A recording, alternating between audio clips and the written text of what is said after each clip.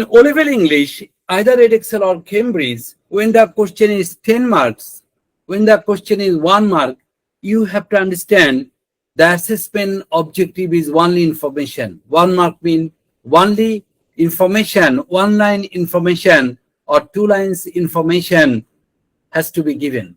Obviously, 1 mark question means precisely only information, no explanation is required. When the question is 3 marks, I mean the assessment objective, information and explanation. I'm not telling for myself. These are the structures, required structures in British curriculum. When the question is 5 marks, obviously information, explanation, exemplification. 3 assessment objective, target. Objective means target, okay? When the question is 7 or 8 mark, so obviously information, explanation, exemplification, and critical solution to the problem, or problem has to be raised up, or solution to the problem should be given. Suggestion should be added to the 8 mark.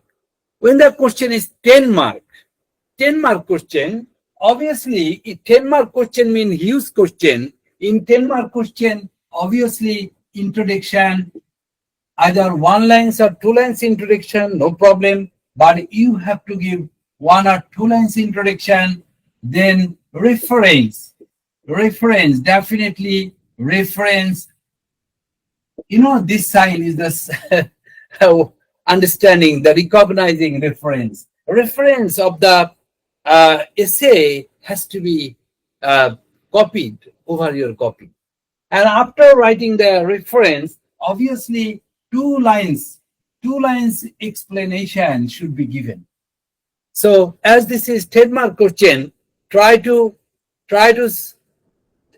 select 5 reference or information on the given question, because as this is 10 mark, obviously your target is 20 lines. Normally, I'm just talking about the normal target.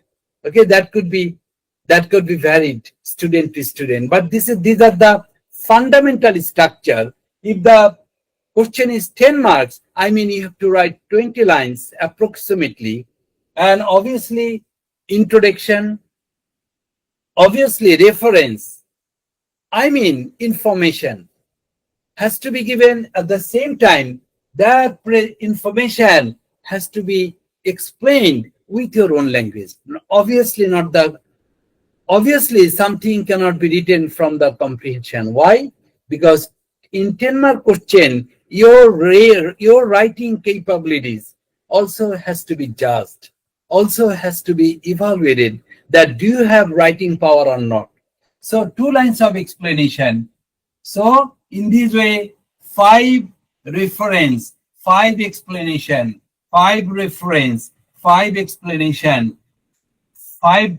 So 1, 2, 3, 4, 5 reference, 5 explanation have to be given. Hey, if there is no reference at all in the English comprehension, where there is no reference at all, the topic sentence of the comprehension should be taken. Topic sentence means first line of every para should be taken as a reference, and that should be explained. Am I clear? So last of all, you try to give a conclusion. Last of all, you try to give a conclusion. So 10 mark question mean definitely evidentical information, explanation. Obviously in writing, your grammatical strength, your word stock, your linkers, ornamentation, and tone of the writing. These are the, hey, there are 2 parts. One is the qualitative part, another is the quantitative part. You know, qualitative part means how much structural diversity, writing power do you have? How is your accuracy in writing? These are the qualitative part.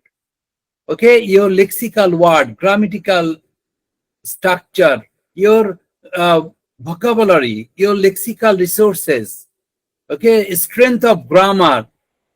These are the qualitative part. And quantitative part mean how much information you have extracted from comprehension. Is your writing fully volatile, imaginative, no connection to the comprehension? If you're writing no connection to the comprehension, this is imaginative, disconnected, irrelevant, and this is fully, you will be penalized because of illogical, irrelevant, and away from the topic. This is fully matter of penalizing, being penalized in O-level exam. Okay, Baba? Thank you.